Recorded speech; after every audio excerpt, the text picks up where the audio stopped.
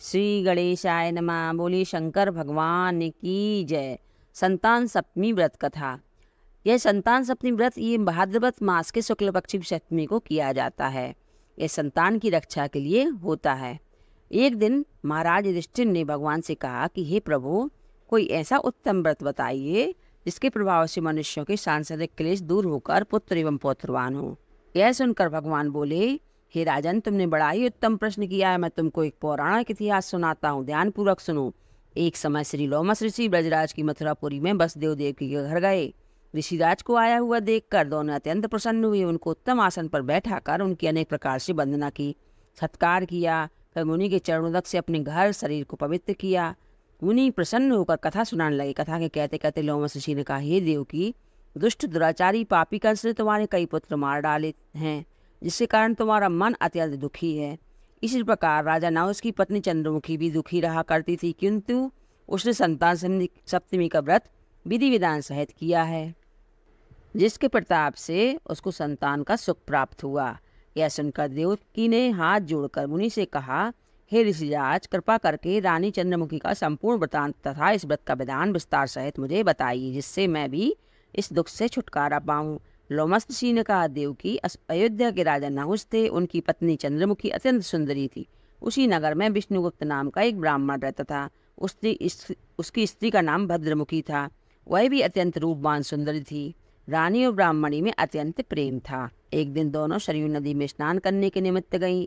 वहां उन्होंने देखा बहुत सी स्त्रियां सरयू नदी के स्नान करके निर्मल वस्त्र पहनकर मंडप में भगवान शंकर और पार्वती जी की मूर्ति स्थापित करके पूजन कर रही हैं।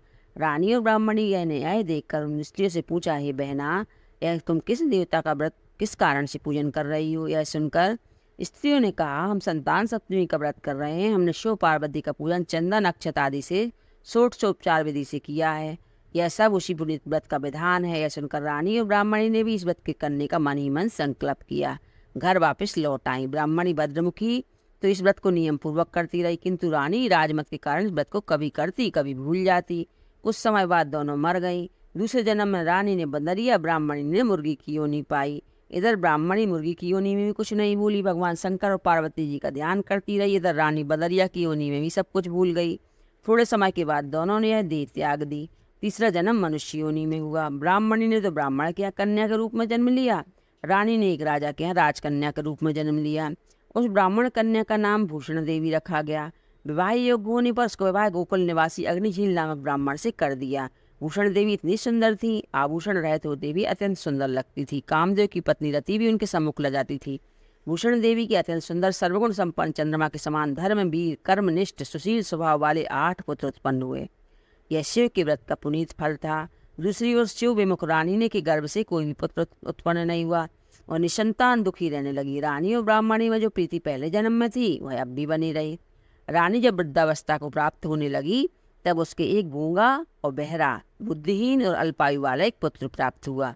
9 वर्ष की आयु में उस क्षणभंगुर संसार को छोड़कर वह भी चला गया। अब तो रानी पुत्र शोक में अत्यंत दुखी हो व्याकुल रहने लगी। देवयोग से भूषण देवी ब्राह्मण रानी के घर अपने पुत्रों को लेकर पहुंची। रानी का हाल सुनकर उसे बहुत दुख हुआ, किंतु उसमें किसी का क्या बस। कर्म और प्रारब्ध के लिखे को स्वयं ब्रह्मा भी नहीं मेट सकते। रानी कर्मच्युत भी थी, इस कारण उसे दुख देखना पड़ा था। रानी और ब्राह्मणी के इस वैभव और 8 पुत्रों को देखकर उस मन ही मन वही ईर्ष्या करने लगी तथा उसके मन में पाप उत्पन्न हुआ। उस ब्राह्मणी ने रानी का संताप दूर करने के निमित्त अपने 8 पुत्र रानी के पास छोड़ दिए। रानी ने पाप के वशीभूत होकर उन ब्राह्मण पुत्रों की हत्या करने का विचार से ही लड्डू में विष मिलाकर उनको भोजन करा दिया, परंतु भगवान शंकर की कृपा से एक भी बालक की मृत्यु ना हुई। यह देखकर तो रानी अत्यंत आश्चर्यचकित हो गई। इस रहस्य का पता लगाने की उन्होंने मन में ठान ली। भगवान की पूजा सेवा से निवृत्त होकर जब भूषण देवी आई तो रानी ने उससे कहा कि मैंने तो तेरे पुत्रों को मारने के लिए उनमें जहर के लड्डू मिला खिला दिए, किंतु इनमें से एक भी नहीं मरा। तूने ऐसा कौन सा दान पुण्य व्रत किया जिस कारण से तेरे पुत्र भी नहीं मरे? तू नित्य नए सुख भोग रही है, तू बड़ी सौभाग्यवती है। इस सब का भेद बता, तू मुझे निष्कपट होकर समझा, मैं तेरी बड़ी ऋणी रहूंगी। रानी के ऐसे दीन वचन सुनकर भूषण ब्राह्मणी कहने लगी, ये रानी सुनो, मैं 3 जन्म का हाल कहती हूँ, तो ध्यान पूर्वक सुनना। पहले जन्म में तुम राजा नहुष की पत्नी और तुम्हारा नाम चंद्रमुखी था, मेरा नाम भद्रमुखी था और मैं ब्राह्मणी थी। हम तुम अयोध्या में रहते थे, मेरी तुम्हारी बड़ी प्रीति थी। एक दिन हम दोनों सरयू नदी पर स्नान करने गए। दूसरी स्त्रियों को संतान सप्तमी का उपवास पूजन देखकर, शिव जी की अपूजन अर्चन करते देखकर हमने तुम्हें भी इस व्रत का करने की प्रतिज्ञा की थी। तुम तो राजमत के कारण सब कुछ भूल गई। झूठ बोलने का तुमको दोष लगा, जिसे तुम आज भी भोग रही हो।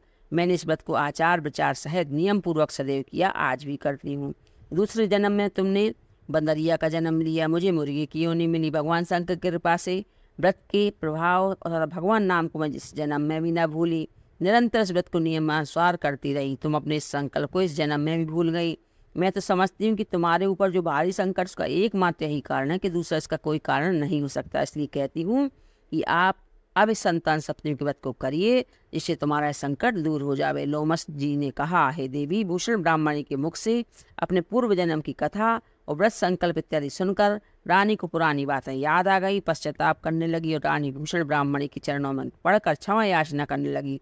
भगवान शंकर पार्वती जी की अपार महिमा के गीत गाने लगी। उसी दिन से रानी ने नियमानुसार संतान सप्तमी का व्रत किया। इसके प्रभाव से रानी को संतान का सुख भी मिला और संपूर्ण सुख भोग कर रानी शिवलोक को गई। भगवान शंकर के व्रत का ऐसा प्रभाव है कि पथभ्रष्ट मनुष्य भी अपने पथ पर अग्रसर हो जाता है, अंत में ऐश्वर्य को भोग कर मोक्ष को पाता है। लोमस ऋषि ने फिर से कहा, हे देवकी, इसलिए मैं तुमसे भी कहता हूँ कि तुम इस व्रत को करने का दृढ़ संकल्प अपने मन में करो, तो तुम्हें भी संतान का सुख प्राप्त होगा। इतनी कथा सुनकर देवकी हाथ जोड़कर लोमस ऋषि से पूछने लगी, ऋषिराज, मैं पुनीत पर्व को व्रत को अवश्य करूंगी, किंतु आप इस कल्याणकारी और संतान सुख देने वाले व्रत का विधान, नियम, विधि विस्तार से समझाइए। सुनकर ऋषि बोले, देवकी, अब पुनीत व्रत भादों के महीने की शुक्ल पक्ष की सप्तमी को किया जाता है। इस दिन ब्रह्म मुहूर्त में उठकर किसी नदी, कुएं के पवित्र जल में स्नान करें। निर्मल वस्त्र पहनना चाहिए। फिर भगवान शंकर और जगदम्बा पार्वती जी की मूर्ति की स्थापना करें। इन प्रतिमाओं के सम्मुख सोने चांदी के तारों का अथवा रेशम का एक गंडा बनावें। उस गंडे में 7 गांठें लगा दें। इस गंडे की धूप, दीप, अष्टगंध से पूजा करें। फिर हाथ में बांधें और भगवान शंकर से अपनी कामना सफल होने के शुद्ध भाव से प्रार्थना करें। तदनंतर 7 पुआ बनाकर भगवान को भोग लगावें और साथ ही पुआ तथा शक्ति सोने और चांदी की एक अंगूठी बनाकर इन सबको एक तांबे के पात्र में रखकर षोडशोपचार विधि से पूजन करके किसी सदाचार धर्मनिष्ठ कर्मनिष्ठ सत्य पात्र ब्राह्मण को दान में दे देवें। इसके पश्चात 7 पुआ स्वयं प्रसाद में ग्रहण करें। इस प्रकार इस व्रत का पारायण करना चाहिए प्रति मास के शुक्ल पक्ष में सप्तमी के दिन ही। हे देवकी, यदि तुम इस व्रत के नियम पूर्वक करने से तुम्हारे समस्त पाप नष्ट हो जाते हैं, होते हैं, उस भाग्यशाली संतान उत्पन्न होती है, अंत में शिवलोक की प्राप्ति होती है। हे देवकी, मैंने तुमको संतान सप्तमी का व्रत संपूर्ण विधान विस्तार सहित वर्णन कर दिया है, उसको तुम नियम पूर्वक करो, जिससे तुमको उत्तम संतान प्राप्त होगी। इतनी कथा कहकर भगवान आनंद कंद श्री कृष्ण ने धर्मातार से कहा, लोमस जी के इस प्रकार हमारी माता को शिक्षा देकर चले गए। ऋषि के कथनानुसार हमारी माता देवकी ने इस व्रत को नियमानुसार किया, जिसके प्रभाव से हम उत्पन्न हुए।